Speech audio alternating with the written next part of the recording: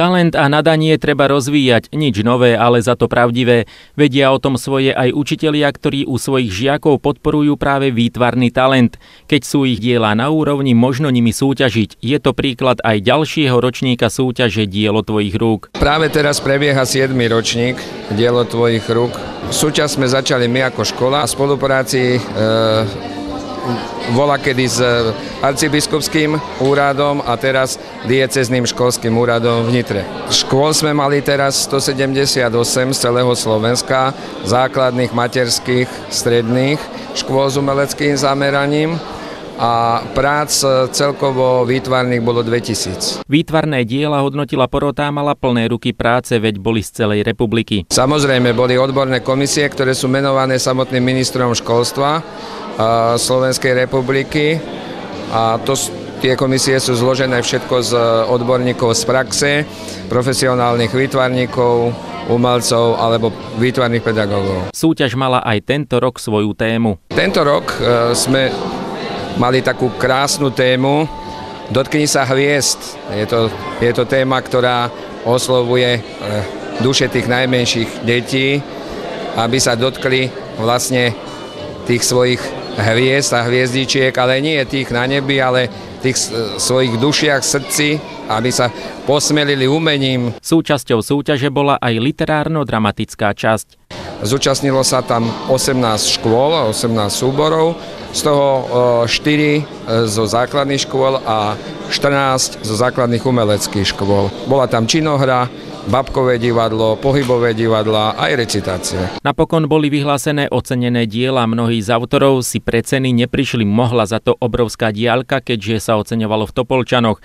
My sme oslovili aspoň tých, ktorí prišli. Vyhrala som čestné uznanie, malovala som vesmír, keďže bola téma Dotkni sa hviezd, tak som malovala vlastne hviezdy, kde bolo zobrazené oko v ružovej farbe. Pretože to bol ako taký cirkevný námet, lebo bolo tiež cirkevné oko, vlastne to bolo cirkvi, tak preto oko. Študujem ako maliarka, užitková. Maloval som tam vesmír, ktorý som už tak od malička ako obdivoval, chcel som sa tam dostať. Taká nekonečnosť tých hviezd, snažil som sa tam malovať hviezdy z diaľky. Keďže to bola téma Dotkni sa hviezd, nakreslila som Marilyn Monroe, potom Madonu, seba a Warhola, vlastne on kreslil pop art.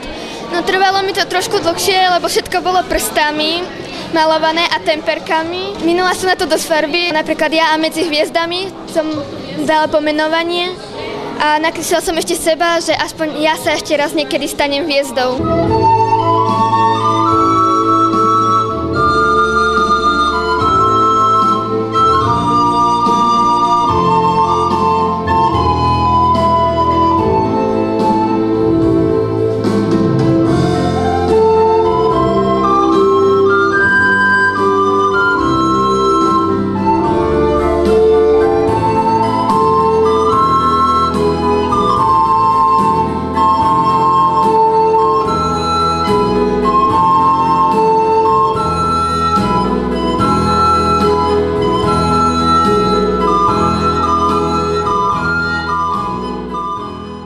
Dielo tvojich rúk sa v Topolčanoch deje už po 7. krát a v galérii mesta Topolčany je to už po 3. krát. Predtým sa toto podujatie robilo v predsali zasadačky mestského zastupiteľstva, ktorá aj svojou veľkosťou, aj teda umiestnením nevyhovovala tomu, aby tam boli vystavené takéto umelecké diela. Myslím si, že umelecká obec toto privítala. Práve nás v tomto smere podporujú, že aby sme takýchto podujatí robili v tejto galérii viacej. Tu sa prejavuje vlastne to, akú mieru talentu tí žiaci majú a tu sú vlastne tí najlepší z celého Slovenska. Diela si môže verejnosť pozrieť v Topolčianskej galérii.